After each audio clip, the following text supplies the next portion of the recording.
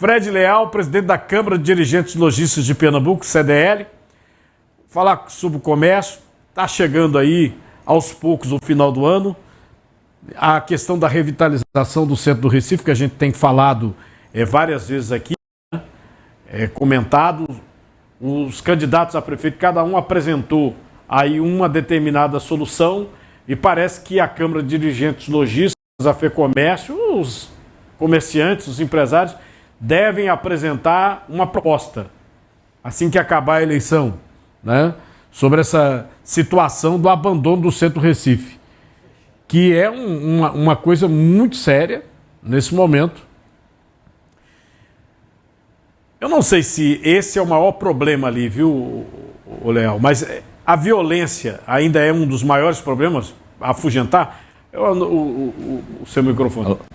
Olha, segurança, quando a gente faz pesquisa, segurança ainda continua com um dos maiores problemas do centro. As pessoas têm medo de ir ao centro. Agora, veja bem, a segurança é uma coisa que está em todo o estado. Evidentemente, o centro foca muito nesse aspecto, mas não é o principal problema, viu? Eu acho que o principal problema é a desocupação do centro. O centro precisa voltar a ser ocupado, ele precisa ter gente. Então, hoje, você tem muitos metros quadrados abandonados no centro. Então, precisa ser ocupado com quem? Moradias, entidades públicas, autarquias públicas e assim por diante. Então, eu acho que essa é a grande solução, né? A gente tem feito assim, um trabalho grande junto com a prefeitura e agora é um trabalho longo, viu, Cardinal? Não é um trabalho para amanhã. Evidentemente, isso demora muito a ser... Agora, eu tenho notado um problema seríssimo e tenho falado sobre isso. Uma providência foi tomada pela governadora Raquel Lira, que é a questão que você acabou de dizer, ocupar com o setor público, né? Não tem sentido você ter prédio ali público ou prédio histórico que o governo ou prefeitura em algum momento comprou, né? Ou um ou outro, e você não ocupar. É o caso, por exemplo, do Diário de Pernambuco, que nós falamos várias vezes aqui. Então, se comprou, na época o governo Jaba pagou 5 milhões de reais pelo prédio. Deixou arrebentar, vários governos passaram, a gente cobrou várias vezes.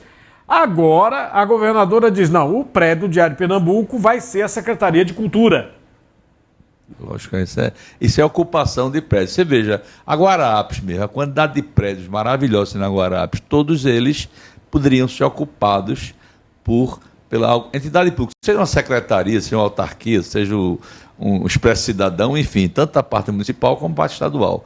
Eu acho que a ocupação do centro talvez seja, talvez não, eu tenho certeza que é a única solução para você aos poucos trazer e o governo, em todos os níveis, governos, importante você... Federal, municipal, são responsáveis. Por quê?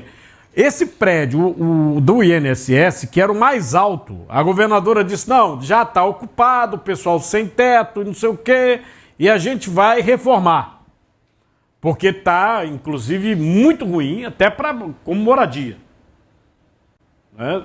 Tem comunidades aqui que têm melhores condições do que esse prédio. Virou um problema sério, inclusive de drogas. De drogas, do INSS. E era o prédio mais alto do centro do Recife, naquela região central ali. Agora, era um prédio que era, aliás, do governo federal. Aí o governo federal pega, tira o INSS e aluga um prédio, que não construiu, alugou. E aí vira isso aí. Vira esse troço aí. De quem é a culpa disso? São os governos, né? E tem um treco agora chamado aluguel, que é uma terceirização aí estranha, que a gente não consegue entender. O governo do estado, há alguns anos, alugou um prédio e tirou a Secretaria de Administração da área central. O governo do estado. Tem um prédio lá na Antônio de Góes, aquilo é alugado. No âmbito federal, Procuradoria da República... Defensoria Pública da União. Tudo tem que estar no centro. Inclusive porque o Palácio é no centro. É no centro. A Prefeitura é no centro, é do outro lado do Rio, mas também no centro. Então não tem sentido que tudo isso que você falou, e você falou muito bem, é culpa federal, estadual e municipal, são os governos. Tem que voltar a ocupar o centro. Com isso também, viu, Cardinal, moradia. Tanto problema de moradia que se tem, por que não se ocupa com moradias, né? Faz retrofit? Tem alguns outros problemas que realmente é muito caro, precisa haver uma participação do governo, tanto federal quanto estadual municipal, na questão do custo de se fazer isso, né? Então precisa ter muita isenção de impostos, isenção de outras coisas, que alguma parte a prefeitura está fazendo, né? E agora mesmo vai ter uma ocupação do Arte Palácio para o Instituto de Tecnologia, não sei bem como é o nome, IEF parece, federal, que vai ter no Arte Palácio. Então, isso é o primeiro passo, agora é lento, viu, Cardão? Você demora muito, é lento, porque com isso você vê as outras coisas, né? Segurança, limpeza, iluminação, né? Para você voltar a ter turista, voltar a ter uma série de outras coisas para você recuperar o centro. E o comércio vem depois, né? O comércio segue. Ele segue. Comércio, serviço, restaurantes, né? O Bar Savoy. O Bar Savoy volta. No dia que tiver a ocupação da Guararapes, o Bar Savoy volta. Volta. Então, isso é que eu acho que é muito importante a gente atuar, entendeu? Nós estamos chegando aí o final de um ano, né? E esses dados que foram divulgados pelo Banco Central chegam a assustar. Eu já tinha aqui com o deputado Antônio Moraes. O deputado, ele, quando veio aqui, ele disse, ó, o pessoal da Abras, Associação Brasileira de Supermercado, tá advertindo, antes dessa bronca, viu, de Bet, viu? Tá advertindo que as pessoas estão deixando de comer para jogar. Deixando de comer para jogar. Aí o que acontece, Fred, nesse momento que a gente sabe, pelos dados do Banco Central, que pessoas também estão endividadas. E vocês estão se preparando para o final de ano. Com certeza. E essa questão das bets, inclusive, eu tenho muita preocupação, todos nós temos, né? Inclusive porque tem muito interesse envolvido. Todos os tipos de interesse estão envolvidos nessa questão da bet.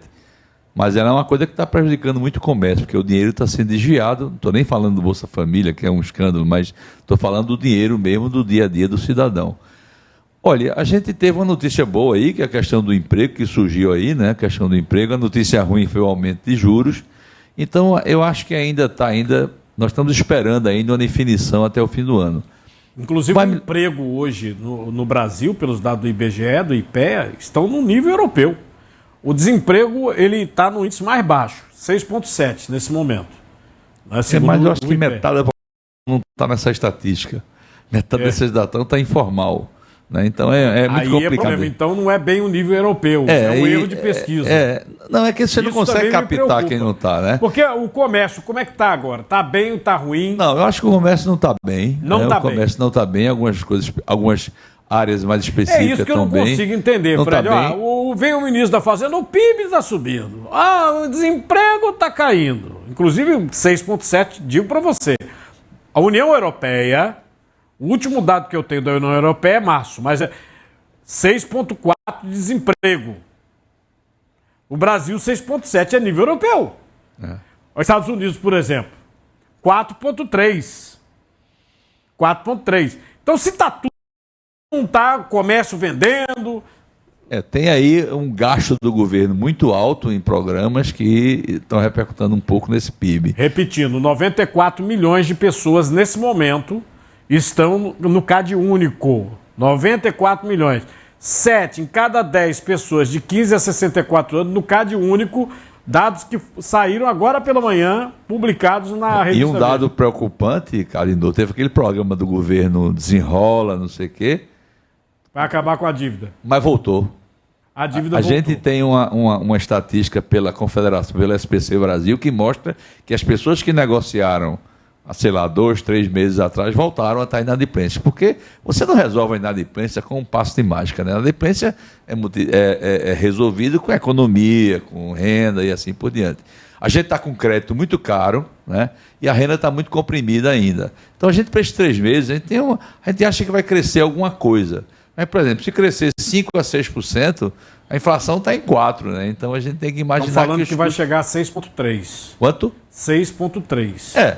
Por isso que o Banco Central aumentou o juro.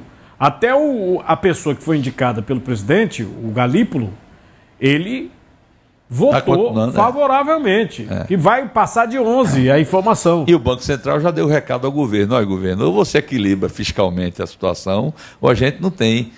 Ele é muito limitado, o Banco Central é limitado. O rombo é o maior. Cadê o rombo? Bota o rombo aqui. A arrecadação é a maior, mas o rombo é maior.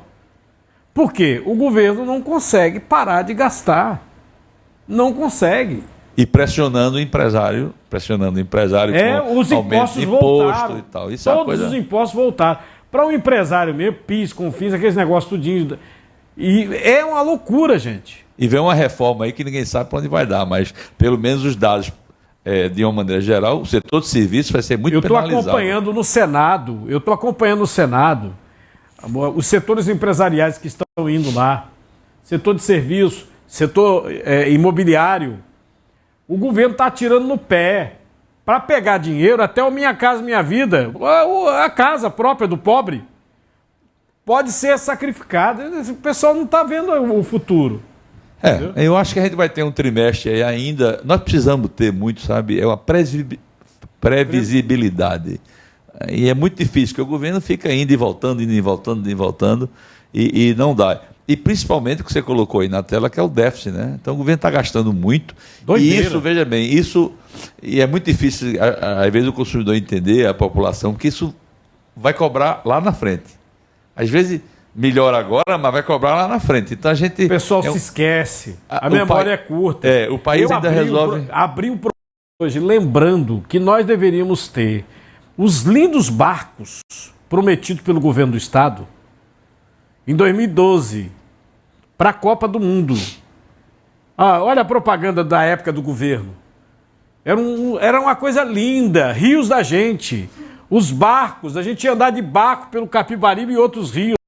Várias estações, 200 milhões de reais, só para tirar o assoreamento do rio, para remover a terra debaixo do rio, para passar o barco, 150 milhões.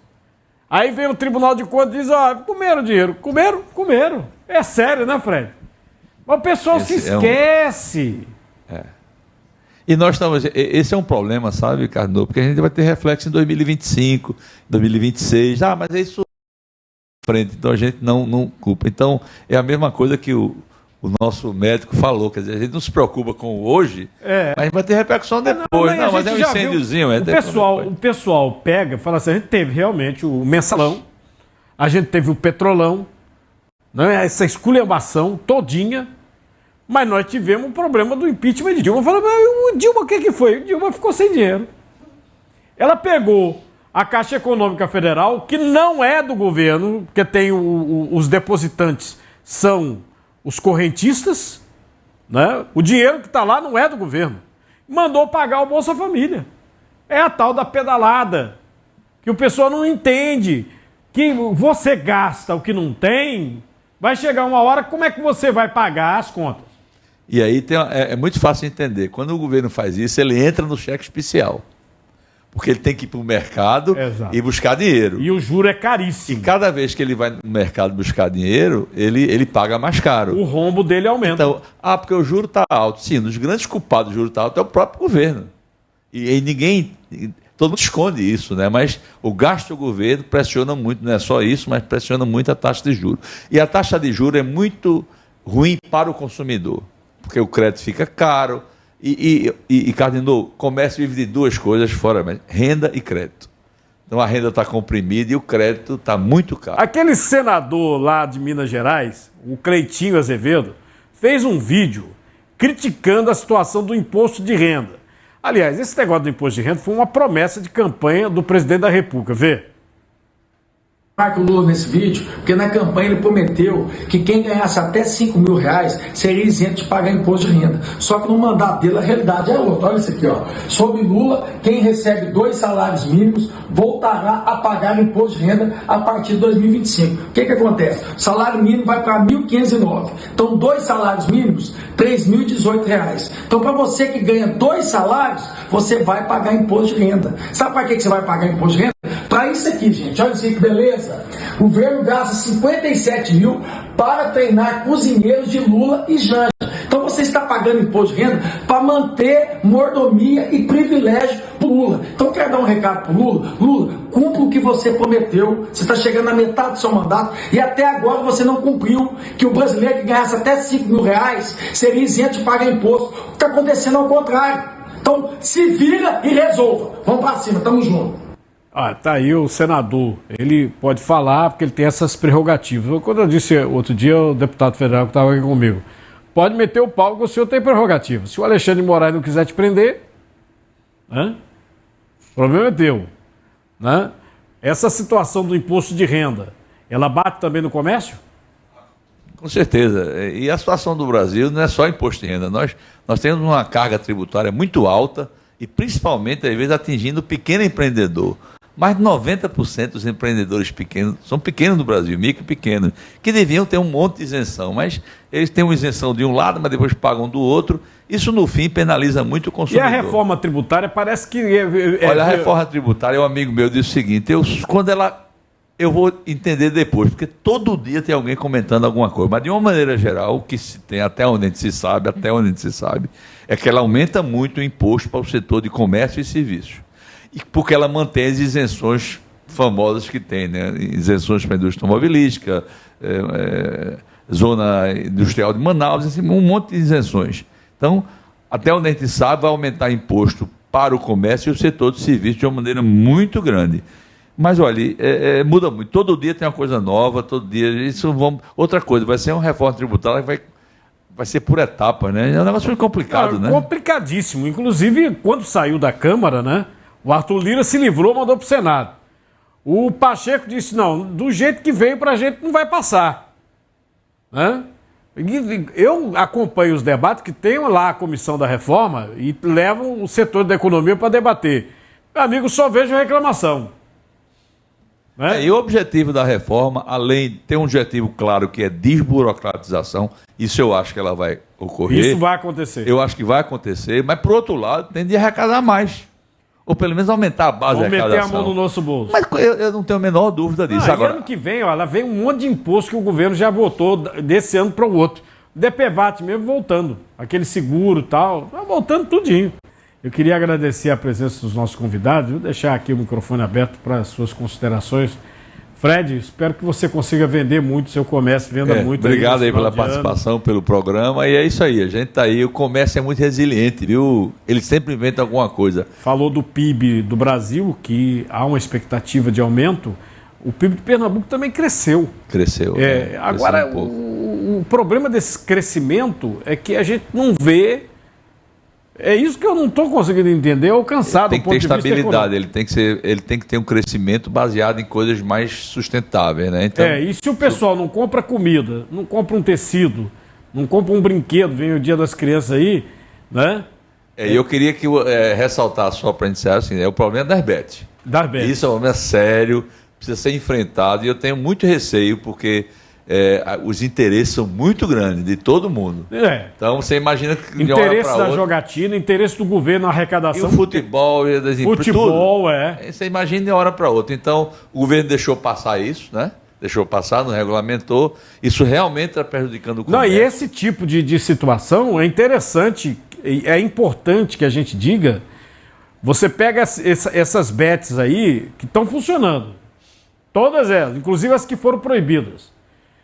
Mas tem uma avaliação da própria associação da Bet Legal, das empresas de apostas esportivas legais, que nesse momento o governo fala em 600, que tem mais de 1.500. Porque tem site, meu amigo, que não é nem daqui, mas que está funcionando. Paga um influencer, ele leva o dinheiro e já era. Já era. O que Pernambuco fez a partir do momento que botou a Operação Integration para todo o Brasil visualizar, né, esses influencers, essas coisas todinhas, o que o Pernambuco fez foi mostrar para o governo em que situação ele se meteu. Que foi preciso o Banco Central dizer, olha, só agosto do Bolsa Família foram 3 bilhões, mas do início do ano até agora tem mais de 10 bilhões de reais. Ele precisa ser tão ágil como cobrar imposto, porque o governo é muito ágil para cobrar imposto. Então, seja ágil. O Fernando Haddad chama de Fernando Tachad. E ele precisa ser ágil para poder resolver esse problema, regulamentar e entender. Eu acho que uma das principais coisas que podiam fazer era propaganda. É a mesma coisa do cigarro, podia vetar, enfim. Sem entrar em detalhes, que eu não sou especialista, mas interesse. Eu posso entrar aqui. Qualquer site de emissora, Qualquer portal de notícia está patrocinado por uma bet. É. Eu mostrei aqui no início do programa que as bets, a Vai de Bet, né? A que patrocina o esporte, que eu nem sei qual é o nome, o Esporte Recife, todas elas foram consideradas ilegais, inclusive o Esporte da Sorte, que é do Corinthians, Atlético Paranaense, futebol feminino do Palmeiras, consideradas ilegais. Mas eu entro aqui, emissora de televisão, se você pega emissora de televisão, emissora de rádio, transmissão esportiva, me diz qual que não tem uma bet. Olha aqui, ó. Ah, é a Bet VIP, ó. Aqui, ó. Patrocinadora máxima do esporte. Tem bet aqui que eu nem sabia que existia. Esperamos que seja resolvido e parabéns pelo programa. A gente espera que a gente tenha um fim de ano aí um pouco mais resolvendo que o comércio cresça dentro da sua condição. E vamos ver. A gente está sendo... nós somos sempre muito otimistas. Viu? Eu queria lhe desejar, como empresário, o seguinte, que se você tivesse um negócio onde você faturasse mais de 99% de lucro, é a Bet. Aí é maravilha, a né? Bet. E o levantamento é do Senado Federal, que foi divulgado pelo senador que entrou na PGR contra as bets, o senador Omar Aziz. Ele entrou contra as bets e disse: só paga-se de apostas 0,8%. E aí inclui tudo, porque o cara entra na bet e pensa que é aposta esportiva só. Não. É a jogatina geral, porque todas elas têm tigrinho, tigrão e leãozinho, leãozão. Já mostrei isso pra vocês aqui. É o melhor negócio do mundo, pra ferrar você, viu? E a pseudo-satisfação é muito rápida, né? Você joga hoje e ganha daqui a... Você joga agora, ganha daqui a meia hora. Então é muito rápida. A sensação, entre aspas, do retorno é muito rápida. Vicia. É isso que faz. O vício faz que a pessoa ache que pode ser rico de uma hora para outra, principalmente numa situação do Brasil, onde você tem ainda uma pobreza muito grande, desigualdade. Eu acho assim uma coisa que precisa ser encarada de frente pelo governo com muita coragem. Doutor Blanc...